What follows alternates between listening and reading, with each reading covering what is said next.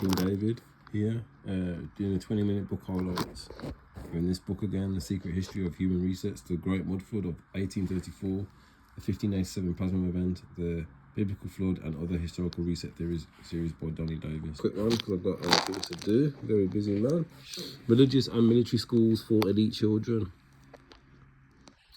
Mud flood theorists believe society is purposely divided and stratified between classes.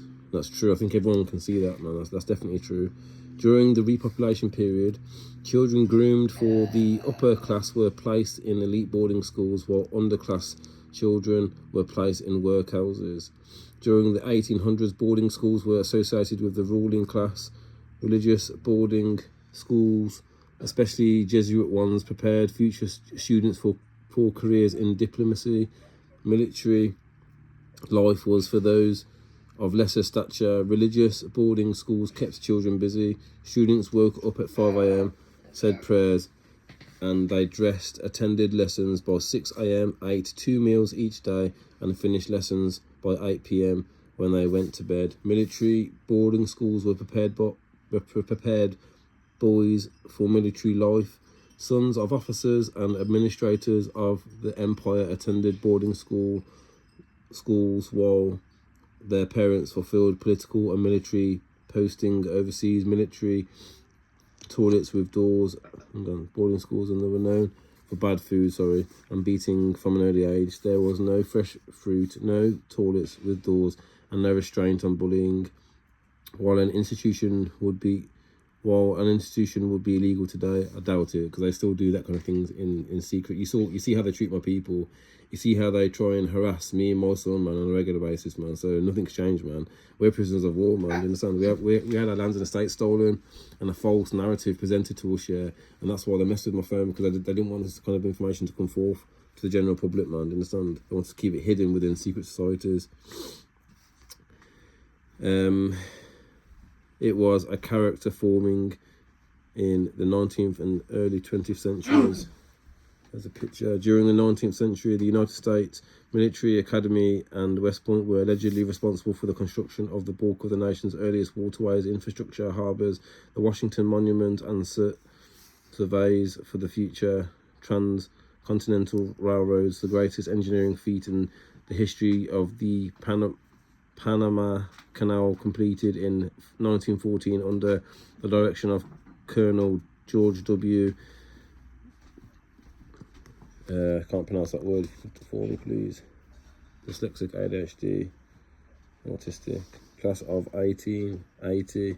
An army engineer, of course. Mud flood theorists believe that the previous, I believe that as well, civilization was responsible for these engineering feats, and the West Point grads simply took credit for them, like they do in this society today. They're lying to you people, man. During the Mexican and, can't pronounce that, if you could pronounce that for me, please, people. Indian Wars, West Point graduates also dominate the highest ranks in both the Federal and Confederate armies during the Civil War. All these wars in history, and really there was secret wars that they were fighting, man. You understand? They were pushing off our lands and that, man. You understand? So I sort of show you, like, people, man, like, that there is a divide in society, man, and there are two separate educations being taught. There's the truth in the private schools, yeah, and then you get the mainstream schools, yeah, who get taught indoctrination, okay? So the elites and their kids, man, get told the truth, man, you understand? So they can control the future kids growing up, man, you understand? Like, with lies. We all now know, like, the Masons, a lot of them, they do lie about things, man, you understand? I'm not saying all Masons, but a lot of them are lying, man. Graduates such as the generals, can't pronounce that word, S. Grant, William T. Phillips, Sheridan, and hundreds of others served for the Union Army. Another 304 graduates rejected their oath of allegiance to the United States and served in army rebellion in the Confederate States Army. Regardless of loyalties, West Point graduates provided significant military leadership for both the North and the South. I remember the people from the north came over into our lands and they just assumed our identity, man. And they assumed our property and that, man. Okay, fake wars and that, fake history indoctrination. Okay, given to the people, man. The investigation, people, will continue. This is the 20-minute book highlights from King David. Till next time, Shally, and peace.